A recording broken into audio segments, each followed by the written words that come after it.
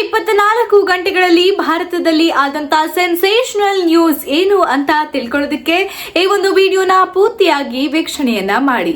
ನಮ್ಮ ಸಂಸ್ಕೃತಿಯನ್ನ ಉಳಿಸಲು ಸದ್ಯಕ್ಕೆ ಕಾಶ್ಮೀರ್ ಕಮ್ಯುನಿಟಿ ಬೇಸ್ಡ್ ಆದಂತವರು ಈಗ 20 ಕೋಟಿ ಮೌಲ್ಯದ ಲ್ಯಾಂಡ್ ಅನ್ನ ಕ್ಯಾಲಿಫೋರ್ನಿಯಾದಲ್ಲಿ ಖರೀದಿ ಮಾಡಿದ್ದಾರೆ.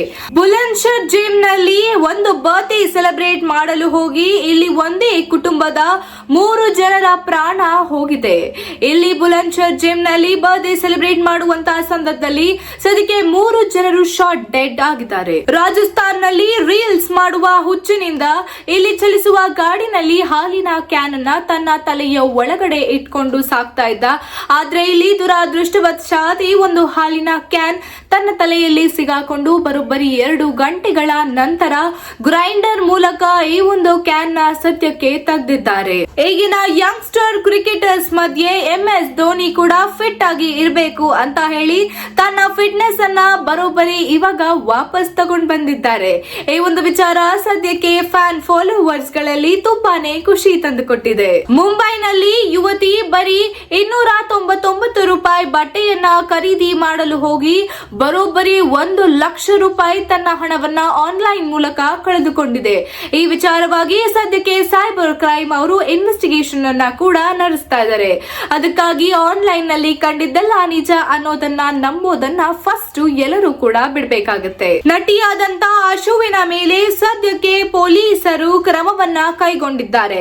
ಯಾಕೆ ಅಂದ್ರೆ ಮದುವೆ ಮಾಡ್ಕೊಳ್ತೀನಿ ಅಂತ ಹೇಳಿ ಉದ್ಯಮಿ ಒಬ್ಬನಿಗೆ ಬರೋಬ್ಬರಿ 9 ಕೋಟಿ ನಷ್ಟವನ್ನ ಮಾಡಿ ಮೋಸ ಮಾಡಿದ್ದಾಳೆ ಅನ್ನುವಂತ ಕೇಸ್ ಪ್ರಕರಣಕ್ಕೆ ಸದ್ಯಕ್ಕೆ ಪೊಲೀಸರು ಈಗಿನ ಮೇಲೆ ಆಕ್ಷನ್ ಅನ್ನ ತಗೊಂಡಿದ್ದಾರೆ. ಎಲ್ಲರಿಗೂ ಗೋಲ್ಗಪ್ಪ ಅಂದ್ರೆ ಅಚ್ಚುಮೆಚ್ಚು. ಆದರೆ ಇಲ್ಲಿ ಜಾರ್ಖಂಡ್ ನಲ್ಲಿ ಒಬ್ಬ ಗೋಲ್ಗಪ್ಪ ತಿಂದಿ ಸಾವನ್ನಪ್ಪಿದ್ದಾನೆ ಮತ್ತು ಬರೋಬ್ಬರಿ 19 ಜನರು ಸದ್ಯಕ್ಕೆ ಆಸ್ಪತ್ರೆಗೆ ದಾಖಲೆಯಾಗಿದ್ದಾರೆ.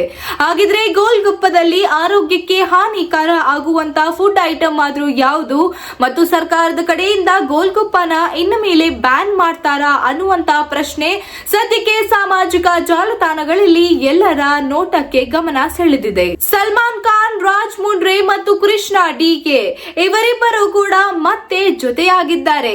ಸೊ ಇವರು 3 ಜನ ಜೊತೆ ಆಗಿರುವಂತಹ ವಿಚಾರ ಮತ್ತು ಇವರು 3 ಜನ ತೆಗೆದುಕೊಂಡಿರುವಂತಹ ಈ ಒಂದು ಫೋಟೋ ಸದ್ಯಕ್ಕೆ ಸಾಮಾಜಿಕ ಜಾಲತಾಣದಲ್ಲಿ ತುಂಬಾನೇ ವೈರಲ್ ಆಗ್ತಾ ಇದೆ.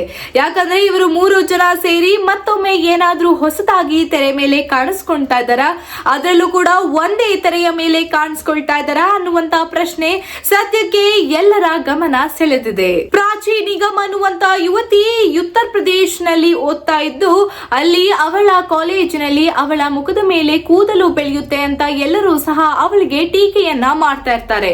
ಆದ್ರೆ ಈಗ ಅದೇ ಹೆಣ್ಣು ಮಗು ಸದ್ಯಕ್ಕೆ ಸೆಕೆಂಡ್ PUC ನಲ್ಲಿ ಬರೋಬ್ಬರಿ 91% ಅನ್ನ ತಗೊಂಡು ಎಲ್ಲರೂ ಟೀಕೆ ಮಾಡಿದಂತ ಬಾಯನ್ನ ಮುಚ್ಚಿಸಿದ್ದಾಳೆ. ಇಂತಹ ಹೆಣ್ಣು ಮಕ್ಕಳು ಮತ್ತು ಇಂತಹ ಸ್ಟೂಡೆಂಟ್ ಎಲ್ಲ ಶಾಲೆಯ ಮತ್ತು ಕಾಲೇಜ್ಗಳಲ್ಲೂ ಕೂಡ ಇರಬೇಕಾಗುತ್ತೆ. ಹೈಕೋರ್ಟ್ ಉತ್ತರ ಪ್ರದೇಶಿನ ಪೊಲೀಸ್ ಅವರಿಗೆ ಒಂದು ಖಡಕ್ ವಾರ್ನಿಂಗ್ ಅನ್ನ ಕೊಟ್ಟಿದೆ. ಹೆಣ್ಣು ಮಕ್ಕಳ ಹಿಂದೆ ಹೋಗೋ ಬದಲು ಕ್ರೈಮ್ ಅನ್ನ ಇನ್ವೆಸ್ಟಿಗೇಷನ್ ಮಾಡೋದ್ರಲ್ಲಿ ಚಿಂತನೆಯನ್ನ ಮಾಡಿದ್ರೆ ಇಲ್ಲಿ ಉತ್ತರ ಪ್ರದೇಶ ಎಲ್ಲೋ ಹೋಗುತ್ತೆ ಅಂತ ಸದ್ಯಕ್ಕೆ ಹೈಕೋರ್ಟ್ ಉತ್ತರ ಪ್ರದೇಶಿನ ಪೊಲೀಸರಿಗೆ ಹೇಳಿದ್ದಾರೆ. ಸೊ ಹಾಗಿದ್ರೆ ಹೆಣ್ಣು ಮಕ್ಕಳ ಹಿಂದೆ ಹೋಗ್ಬೇಡಿ ಅಂತ ಅಂದ್ರೆ ಇಲ್ಲಿ ಉತ್ತರ ಪ್ರದೇಶಿನ ಪೊಲೀಸರು ಏನ್ ಮಾಡಿದ್ರು ಅನ್ನುವಂತ ಪ್ರಶ್ನೆ ಎಲ್ಲರ ತಲೆಯಲ್ಲಿ ಓಡ್ತಾ ಇದೆ. ಸೊ ಹಾಗಿದ್ರೆ ಉತ್ತರ ಪ್ರದೇಶಿನ ಪೊಲೀಸರು ಏನ್ ಮಾಡಿರಬಹುದು? CSK ವಿರುದ್ಧ GT ಗೆದ್ದ ನಂತರ ಇಲ್ಲಿ ಶುಭಂ ಗಿಲ್ ಅವರು ಒಂದು ಪೋಸ್ಟ್ ಹಾಕಿದ್ದಾರೆ.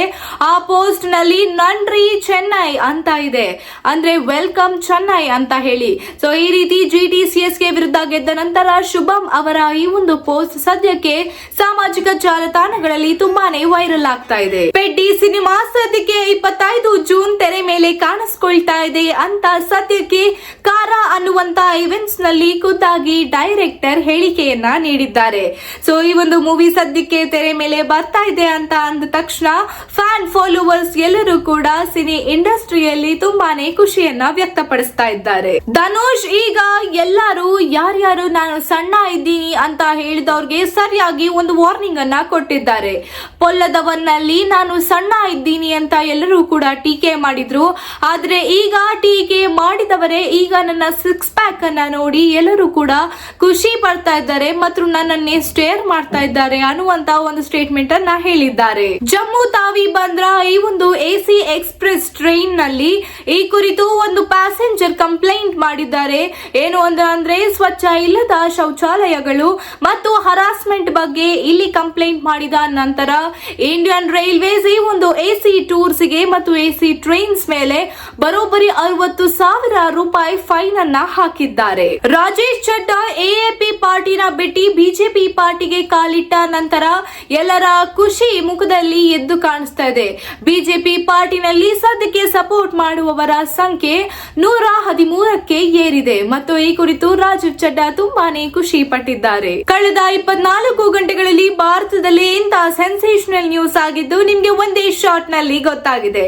ಸೊ ಇದೇ ರೀತಿಯಾದಂತಹ ಪ್ರತಿದಿನದ 24 ಗಂಟೆ ಆಗಿರುವಂತಹ ಸೆನ್ಸೇಷನಲ್ ನ್ಯೂಸ್ ಅನ್ನ ಕೇಳಲು ಸಾರ್ವಭೌಮ ಟಿವಿಯನ್ನ ಫಾಲೋ ಮಾಡಿ ಮತ್ತು ಸಬ್ಸ್ಕ್ರೈಬ್ ಮಾಡಿ. ಧನ್ಯವಾದಗಳು. ನಾನು ನಿಮ್ಮ ಮೇಘನಾ.